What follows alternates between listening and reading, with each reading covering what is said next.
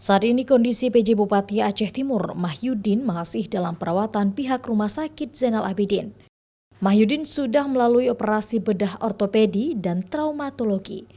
Tindakan operasi ini menjadi tindakan terbaik yang harus diambil pihak rumah sakit untuk penyelamatan jiwanya mengingat tingkat keparahan cedera tangan kiri yang dialami. Kini kondisinya mulai membaik dan stabil. Mahyudin masih tetap mendapatkan perawatan dari pihak rumah sakit. Ya, alhamdulillah kondisi beliau dari kemarin selesai operasi langsung saya pantau itu di posisi jam 5 sore. Beliau sudah kondisinya baik, stabil, sadar penuh dan sangat kooperatif. Kita berkomunikasi seperti biasa. Nah, tim dokter sebelumnya sudah melakukan tindakan operasi yang terbaik untuk beliau.